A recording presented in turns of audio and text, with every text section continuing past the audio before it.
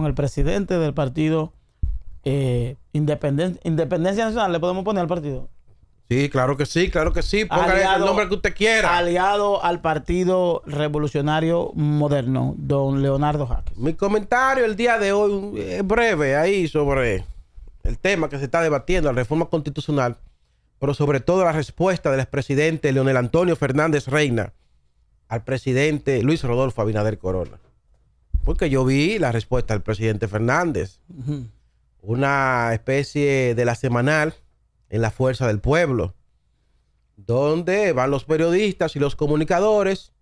Primero hace un introito y luego le preguntan y él plantea y fija sus posiciones.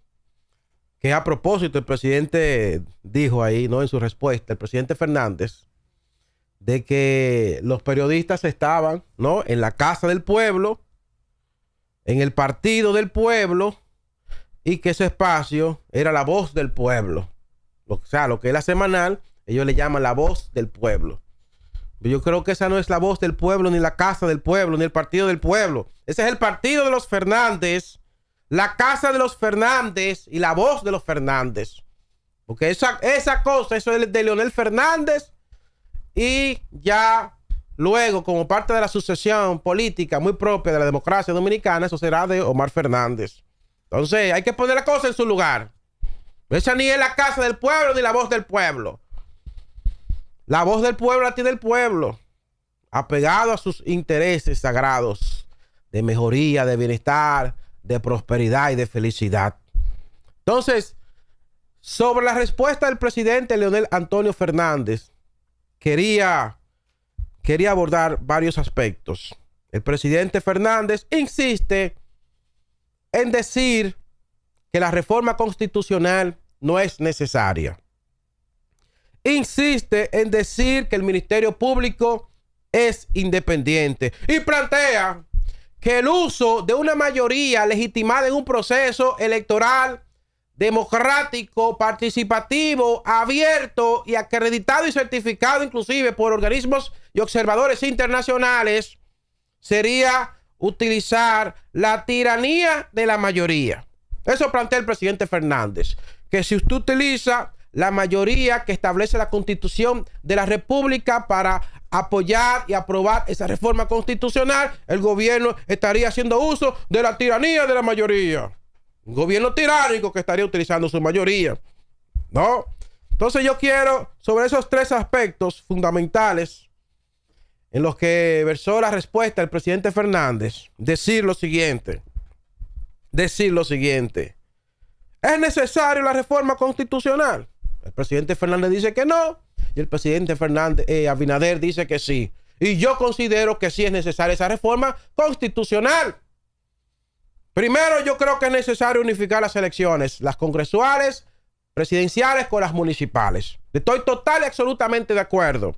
Estoy de acuerdo con la reducción de la cantidad de los diputados. Estoy de acuerdo con la exclusión del Procurador General de la República del Consejo Nacional de la Magistratura, como se hizo perversamente en el 2010, sin que ninguno de los sectores de la vida nacional hayan realizado y propuesto y sugerido que se incluyera esta figura en el Consejo Nacional de la Magistratura. Sin embargo, el presidente Fernández la incluyó porque él procuró utilizar la tiranía de la mayoría, de su mayoría, la que él configuró y articuló para imponer a los jueces de las altas cortes, para imponer a los suyos, a sus amiguitos, a sus amigotes e íntimos y canchanchanes. ¿Cómo en efecto lo hizo? Entonces, el otro aspecto de que el Ministerio Público es independiente, dice el presidente Fernández. Pero señores, solo hay que ver cuáles procuradores generales de la República ha permitido que esa reforma constitucional del 2010 tengamos. Radamés Jiménez, ¿ustedes creen que fue un procurador general de la República independiente? ¿Quién es hoy un alto dirigente de la Fuerza del Pueblo? O mejor dicho, la Fuerza de los Fernández. ¿Radamés Jiménez fue un procurador independiente? Yo creo que no. Sino todo lo contrario. Ahí no se procesó ningún expediente de corrupción. a pesar de las decenas de denuncias de saqueo, de perversión, de corrupción y de depredación de los recursos públicos que hubo contra funcionarios leonelistas, Radamés Jiménez no hizo ninguna investigación. Ni Radamés Jiménez, ni el señor que estuvo en el de Fleco, Otoniel Bonilla, quien inclusive se burlaba de la sociedad. Entonces, el otro aspecto que plantea el presidente Fernández es que el uso de la mayoría congresual se constituiría en una especie de tiranía de la mayoría. Como que la mayoría democrática no tendría legitimidad para la aprobación de esa reforma constitucional. Y yo me pregunto, si la mayoría democrática no tiene legitimidad, si esa mayoría democrática que se fue a un proceso electoral y el pueblo de manera abierta y libre le votó para que le representase en la Cámara de Diputados y en el Senado de la República, no es legítima, ¿qué es legítimo entonces? ¿Qué es legítimo? Entonces Omar Fernández no es un senador legítimo. Pregunto, Félix Bautista no es un senador legítimo. Ambos elegidos de manera democrática por el pueblo dominicano.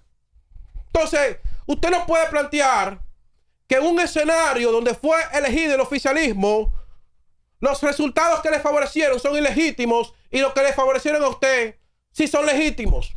Yo creo que el presidente Fernández, ¿no?, que le ha caracterizado siempre esto, intentar de cierta manera burlarse de la inteligencia, de la conciencia y de la memoria de este pueblo, insiste en desarrollar una estrategia fallida porque esta sociedad está aspirando a más institucionalidad, porque esta sociedad está aspirando a más democracia, porque esta sociedad está aspirando a mayores controles que garanticen que no volvamos a repetir en el futuro escenarios acontecidos en el pasado, como lo que vimos en el 2019, con esos intentos del Danilato modificar la Constitución de la República contra la voluntad mayoritaria del pueblo dominicano.